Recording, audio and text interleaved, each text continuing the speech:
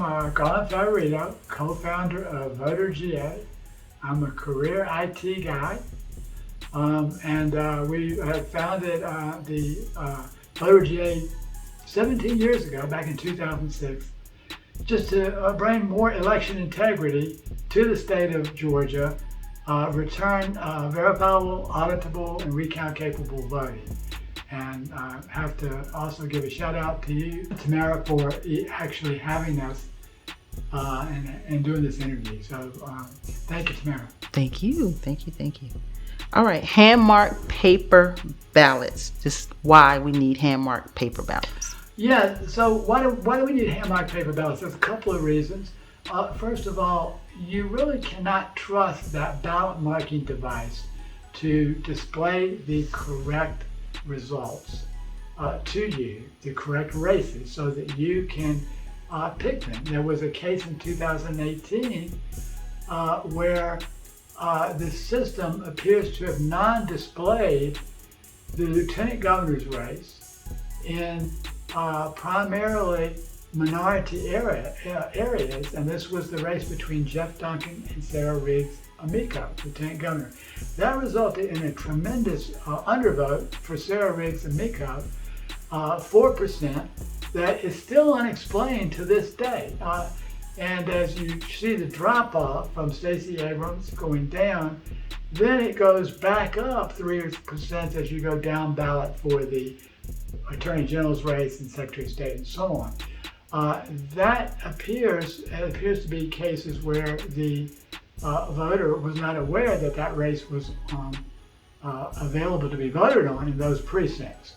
And therefore that adjusted very cleverly the vote count. And if you would not have necessarily noticed this because this happened randomly, and it may have been non-displayed on the ballot marking device. When the people went to the cast ballot screen, if you noticed that race was blank, not filled out, and you went back to vote on it, then it showed properly. But it appeared to have randomly non-displayed that race in certain more minority precincts, and that impacted the race between Jeff Duncan and Sarah Riggs Amico by approximately 20,000 votes or so. So the bottom line of all that is we can't trust the machine to tell you what the votes are. You simply need to be able to have a hand-marked paper ballot, and that way that paper is auditable and verifiable, and they can make sure that it was properly given to the voter in the first place. Security grade watermarked paper. Well, security grade paper is really important because we saw in 2020 there was a lot of ballot stuffing going on. There was a ballot trafficking operation that operated in the metro Atlanta area. We found counterfeit ballots in the actual election results in Fulton County in 2020. There are a lot of things where people can stuff ballots. Now, if you have security grade paper, then they can't copy it. They can't just copy a ballot and insert it a second time, because the machines will allow you to do that. But instead, what you can do with security grade paper is you can't copy it. If you copied it, you wouldn't be able to carry over all the little micron printing on it and the holograms and that sort of thing. So that is a way that's not too expensive. It's only about a quarter a ballot to protect your vote from being diluted by somebody else's vote that they have copied and entered a ballot on that should have never been there in the first place. Publicly recorded hand counts at each precinct. Oh, I'm so glad you asked me about that. So the problem we've got right now in Georgia and other states is we can't trust the machine counts. These machines are secretly counting the results. And then the officials tell us what the results are, and we have no way to verify that because then they seal up the ballots and nobody can look at them, even if you go to court to try to to try to get them unsealed. So this is not the right way to conduct any election. Elections shouldn't be run by secretly counted results by these machines that there's no way to verify the results. This is like the man behind the curtain who's telling you what the results are, but he won't show it to you. We call it Wizard of Oz voting. That's basically what it is. And this has got to end. This is maybe the most important thing. So a simple way to correct that problem is to have publicly recorded hand counts in the precincts at each night. Recorded with video. You have bipartisan folks there to count each ballot. You've got the video to ensure that there was no cheating, and there can be no cheating if you have publicly recorded hand counts. So that way we're not arguing about the results. Democrats and Republicans keep arguing that whoever loses doesn't believe they lost.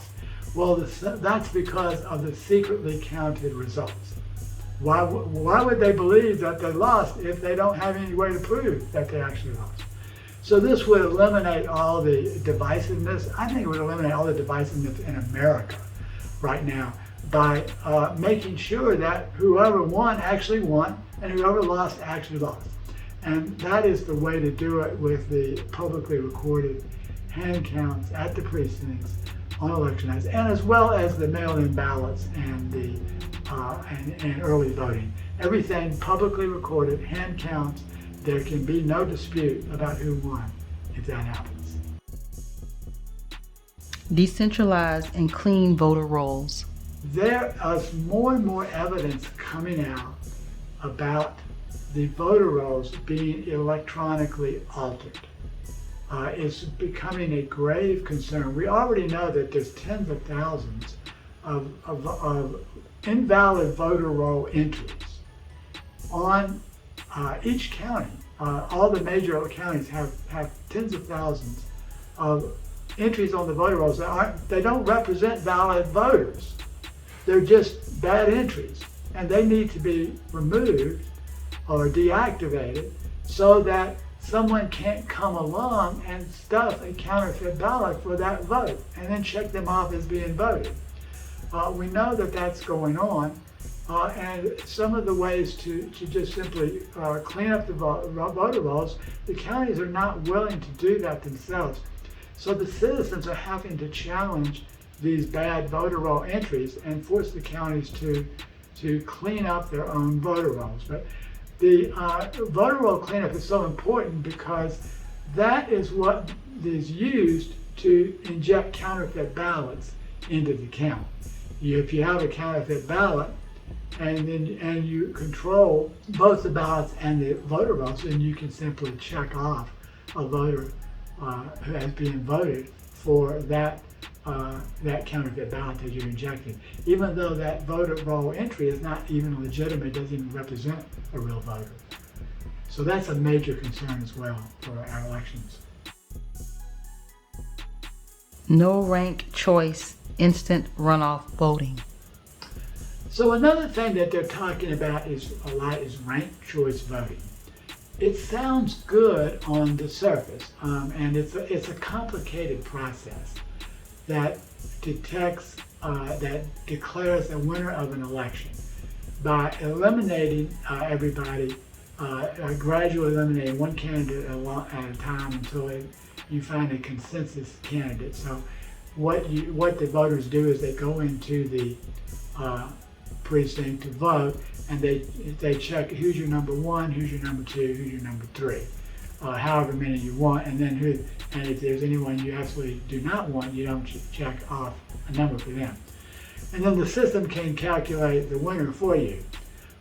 So there's several problems with that. First of all, it's an incredibly complicated process, and it's extremely difficult to verify the results. That's one problem. But the other problem is that the results are calculated centrally, and the precincts have no way of knowing what the results are. It just completely takes away any accountability or any verification purposes. And so there's no way you can verify the results. And again, all we're all about is verifying the results so everybody can agree who won. So that is another significant thing that we need to avoid. Fortunately, Georgia doesn't have ranked choice voting, but they do have it on the overseas ballots, the ones that are both for military and overseas voters. UOCAVA is a name for that. So that's another thing that we have to be aware of and prevent from happening, even though it's not happening statewide right now. Instant runoff voting. That's the same as the ranked choice voting. Okay, same thing. Yeah, instant runoff voting and ranked choice voting are basically just two names for the same thing. You rank your choices, and then you don't need to have a runoff because the system will calculate the winner, and there's no need for a runoff if you check number 1, number 2, number 3. No excuse absentee voting. Well, no excuse absentee voting that's mail-in voting, which is necessary in quite a few cases because if you travel, you have to have a way to vote. But what you have to be able to do is you should be able to have provide an excuse and be able to get an absentee ballot. If there's no excuse whatsoever, then it becomes more difficult to ensure that the absentee ballots that are cast are actually your legitimate ballots. But I'll give you the argument on it. So if you have no excuse voting, there's more likely that you could have no excuse absentee voting. It's more likely to have possibly counterfeit or duplicated ballots that have been injected into the count. So all that's really saying is, if you are going to vote by absentee, you should provide an excuse to the elections official as to why you need to vote absentee, and then before you get that absentee ballot. Early voting. So one of the problems with early voting now is it's too long of a period. Whenever the early voting period is in play, the systems are typically left open for, and could be subject to tampering. The longer you have an early voting period, the more tampering risk that you have. So if you want to have early voting for individuals for convenience, that period needs to be dramatically lowered in many cases. In Virginia, it's something like, I think, 49 days. It's absolutely absurd. So there's all kinds of security risks for that. Now, obviously, some folks might be out of town, so there might need to be a week of early voting or 2. But that would be I think the absolute max that you should have in any state. Same day voting. Well, same day voting is, of course, voting on election day. And people can get to the polls if they have a holiday for voting. So that's a way in which you could actually add more security, because election day voting, if there's only voting on one day, you eliminate all the security risks of having all that long period of early voting, and that would probably improve security. What are your thoughts on long lines for same day voting? Yeah, so long lines are a problem on same day. Well, long ballots have been a problem primarily because the voting systems are not distributed equally in accordance with the number of voters in each of these precincts. So if you want to favor Republicans, for example, you would cut the machines down, the number of machines in Democrat areas, and put more in the Republican areas. If you want to improve the Democrats' chances, you would do the reverse. So have more machines in the Democrats, there is less in the Republicans. One way to eliminate that is hand-marked paper ballots. If you have that, then you don't have to worry about having machines available. And if you are going to hand count them, again, you don't have any scanner tabulators, don't have any ballot marking devices. You save a lot of money, and you also cut the lines at the same time because you don't have to wait for a machine to cast your vote. What are your thoughts on the historical, how in some of these rural counties where they don't trust people counting and people have been cheating? I think that for people who don't trust the hand counts, I think that you're absolutely right. You improve that trust by having the video recorded.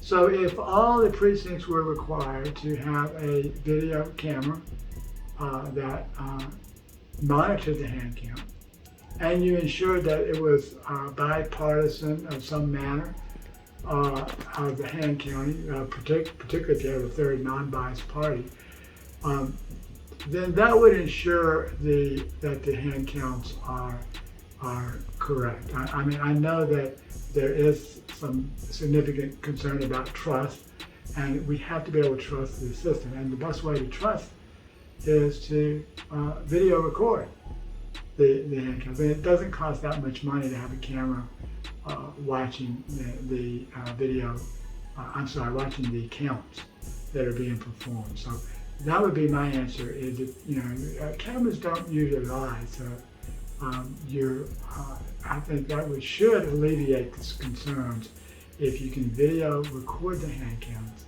and make that available. If not immediately by live streaming, at least make it available immediately after the count's completed.